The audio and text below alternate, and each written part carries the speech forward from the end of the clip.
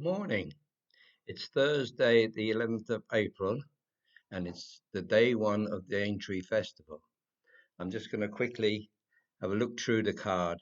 I have these in rankings order, and we'll see what's what. So the opening race is the at 1:45 the Close Brothers Manifesto Novices Chase uh, over 2.5 mile. The going is soft. I think it could be heavy in a few places. Top ranked is Grey Dawning. It's the favourite, 11-10. Then we've got Ginny's Destiny, Il Était Temps, Blow Your Wad, and finally Colonel Harry. Going on official ratings, it's between the top three here. Grey Dawning and Ginny's Destiny fought out a great finish. Actually, it was a great race of jumping at Cheltenham last time. That was in the Turner's Novice Chase, over 2.5 mile as well. There was only 2 lengths between them, and I don't think there's going to be much between them again here today. Il Était Temps was third in the Arkle, over 2 mile, held up in mid-division. I don't think the way that was raced really suited him today, and I'd expect a much better run from him over the extra half a furlong. So he's going to be in the mix as well if his jumping holds out. I think it's going to be between those three, unless Blow Your Wad. He's going to have to improve about a stone, but he has been kept fresh, so that's worth bearing in mind. Next up at 2:20, we have the Boodle's Anniversary 4-year-old juvenile hurdle, 2 mile 1 furlong. Top ranked is Car Geese, Willie Mullins, Paul Townend. Then we've got Caliph du Burlay, and then we have the favourite Sergino, famous Sergino. Looks to be between those three on the rankings, though No Bergering wears cheek pieces for the first time, and that could bring out further improvement to that one. Cargies finished second to Margeborough in the Triumph Hurdle at Cheltenham, was beaten 1.5 lengths, and that's representing that form today. Bergering was in 4th place, was probably kept too far back, stayed on in the flat. The extra furlong will probably help that today now, so that's worth bearing in mind too. Caliph de Burlay won the Adonis at Kempton back in February. That gave Cheltenham a miss, so that comes in nice and fresh. So could run well. Next ranked then is Sergino, who's the favourite for this race, and it's been a big talking horse. That was the winner of the Triumph Trial at Cheltenham back in January, and we all know what happened to the Henderson's horses now at Cheltenham. They couldn't go, and this one was favourite for the Triumph Hurdle at the time. So it's down to third in the rankings, based really on what it's done and on the form of Henderson, because he hasn't had many runners in it for a while. But if that's back to its best, it's going to have a good chance here today. Everyone thinks it's going to be a fantastic horse going forward. So let's hope it's back to its best and we see a good run from it. The third race on the card then, 2:55, is the William Hill Bowl Chase, Grade 1, 3 mile 1.5 furlongs. Top ranked is Jerry Colomb, then Shiskin, Brave Man's Game, Thunder Rock, Corbett's Cross, Ahoy Senor, Gentleman's Game. Looking at the official ratings, the top two stand out. Brave Man's Game as well. 167 is not that far behind.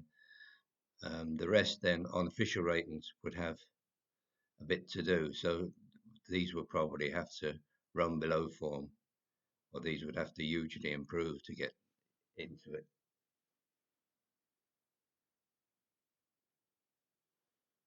Jerry Colon finished second to Galopin Deschamps in the Cheltenham Gold Cup, and that's really top form. Now, if he's able to recover in time for this race, I think he'll take a bit of beating. Shiskin won the Denman Chase at Newbury in February, so he'll be a bit fresher coming in. Again, it's all dependent on the Henderson form. Um, Hopefully, they're going to be back. We really need Nicky Henderson to be firing on all cylinders in these big festivals.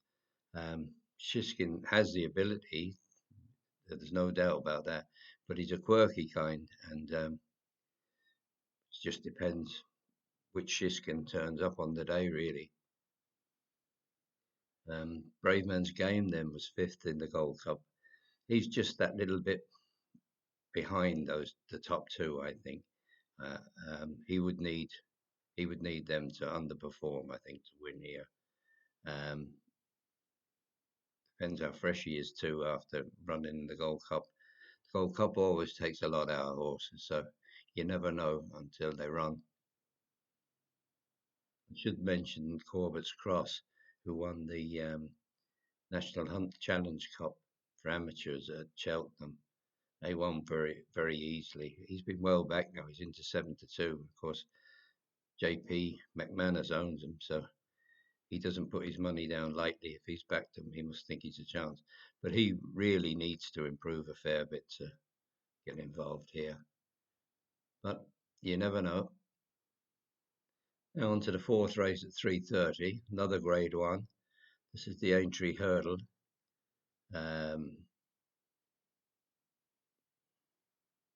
It's a kind of a second-rate one this year, really. The top ones are not in it. So we have top-ranked Imperial Pass, Willie Mullins.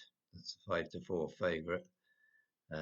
Next we have Bob Ollinger for Henry de Bromhead. He's around 9-4. Looking at the betting and at the official ratings, it really seems to be between those two, and probably be a bit of a shock if one of those two doesn't win. Bob Ollinger finished second to State Man in the Irish Champion Hurdle, and Imperial Pass was in third place that day, and there was 5 lengths between them. So there's not going to be much between them again, I would think. Based solely on the betting, Bob Ollinger looks a better bet at 9-4 than Imperial Pass at 5-4. We shall see later. 4:05 Aintree then is the Fox Hunters chase. 2 mile 5 furlong class 2. The top ranked here is Time Leader for H. Roach. Time Leader was third in the Hunter Chase at Cheltenham. Used to be the Fox Hunters, they changed the name of them. Wasn't beaten that far, just over 6 lengths. So that should go well here. Next in the rankings then is Captain Tommy. Captain Tommy won a Hunter Chase at Ludlow last time out, over 2 mile 4.5 furlongs. That was only a class 4 though, and he's going by his official rating. He probably won't be good enough here. Maybe a place would be the best he could hope for. Benny's King won a 2 mile 7 furlong Hunter Chase at Leicester in February. Jumped well. He's a good old horse, Benny's King. 13 now, so there'll be some achievement if he wins today, but he's not out of it. Anamix won a Hunter's Chase at Coram Park last month. 1 by 10 lengths. Animix has the ability, but he's a dodgy jumper, so you're taking a chance with your money if you put it on him. But he definitely, if he runs to his best, he's going to have a good chance. And It's on the Line was second in the Fox Hunt, or in the Festival Challenge Cup at Cheltenham. Was in front of Time Leader that day, so 5.5 lengths. There's not going to be a huge amount between them two. I think It's on the Line is usually well fancied in these races. It's another JP McManus horse. Emmett Mullins trains it. Derek O'Connor rides it, so that'll be well fancied. Emmett Mullins has another dark horse there, Romeo Magico. I see there's been money for that this morning. Emmett Mullins is the owner of that one too. That one, 100 chase at Down Royal, was quite impressive that day. So it's only 6. So definitely keep an eye on that. That could be a good one too. There's one further down here too. Could be decent each way. T-Clipper. T-Clipper's last official rating is 135, but you only have to go back a year to Cheltenham last year, and that was rated 147, and it's still only 9. So if that's anywhere near that form, it could be a good each way bet. Now the 440 is the Close Brothers Red Rum, great horse, handicap chase over 2 mile. It's class 1. Cheltenham tops the rankings in this one. He's around 17 to 2. Cheltenham has won his last 2 races. The last one was at Newbury last month, when he beat Sir Psycho by a neck. So he comes in good form here. And the Skeltons, of course, they're fighting out to win the Trainers' Championship. So they'll be hoping to win all the big prizes that they can. There's a nice £21,000 pot there. On Public won at Doncaster last month. 1 by 1 1/4 lengths from Riders on the Storm. Stayed on strongly. That one comes in good form too, and it's a big enough price at 12 to 1. That's ranked second. 7 winners of the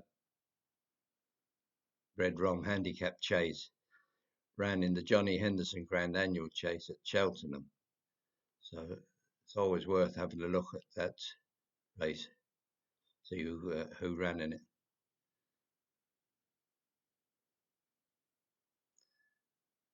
So Unexpected Party won the race. Path Duro was 3rd, and St. Roy was 6th. They all go again here now. I think Path Duro is around £6 better off, and St. Roy about £10 better off today. So those 3 should be involved. There's a couple others then that are well fancied in the betting. Whiskey Wealth. Whiskey Wealth has won its last 2. The last one was at Gorham Park last month. That was a 2 mile listed chase. Won by 1 3/4 lengths from Mount Frisco. Very 10-10 that day. Was a 5 to 2 favourite as well, so it was well fancied.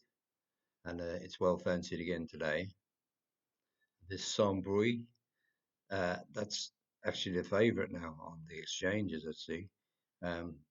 That was second on the 1st of April, very recent run, at Chepstow. It's quite eye-catching that day. It was 3/4 of a length second to Prince Quali.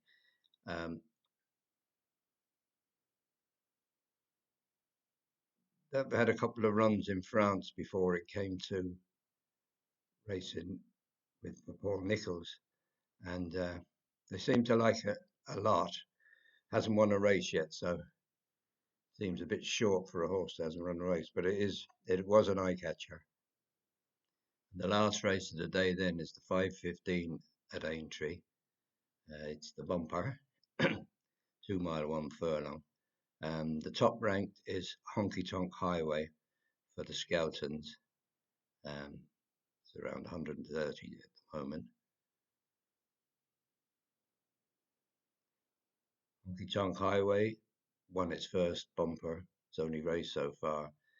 It was very inexperienced looking that day, but it won well by a length and 3/4 from Rula Bula. They think a lot of this one, so I'm sure they'll be hoping that's going to give a big run today. Next in the rankings is Diva Luna for Ben Pauling. That's around 7-1 at the moment. Second rank then is Diva Luna, who won at Market Raisin in February. It looked a useful prospect that day. Beat Listen to Your Heart, who'd had previous experience, by 3/4 of a length. Listen to Your Heart goes again today. So wasn't much between them there, and Diva Luna might have more improvement. Third rank then is Baby Kate for Willie Mullins. Son Patrick takes the ride. That's the favourite at the moment. Baby Kate won at Cheltenham back in November, so it's had a nice break now. It bit Jean Bell by 4 1/4 lengths. It was over 2 mile half a furlong. There's been a few winners come out of this one. I think there's been about 6 winners. So that form looks fairly solid. And with Willie Mullins in charge, it won't be far away. Paul Nicol has one then, Jubilee Alpha. Harry Cobden takes the ride. That one won a bumper at Wincanton back in February by 2 lengths from I've Made My Mind Up. There's been no winners come out of that race though, from 15 runs, a couple of places. So I don't know how solid that form is. But of course, you have to respect anything that Paul Nicol sends out in these races. So that's it now. That's a look at Aintree. Just looking here at the market moves, not much movement in the Aintree races. Romeo Magico has been back from 8-1 into 11-2, and Lieutenant Rocco in 4:05. That's gone from 25 to 16. There's been a couple of drifters then as well. Then the 5:15, which we just looked at, Jubilee Alpha, the Nichols one, that's gone from 7-1 out to 10-1. And then the 4:05, that's the Hunter Chase. Spyglass Hill has gone from 11-2 out to 8-1. And I see in the 2:20 entry, Noah Burdering has been pulled out there not long ago, the last 10 minutes. So that's a blow to them. That's it. I'll finish this off now. The best of luck to you today, and enjoy the good racing. It's nice to get a bit decent racing after all the, I won't say trash, but it hasn't been great, has it? Good luck.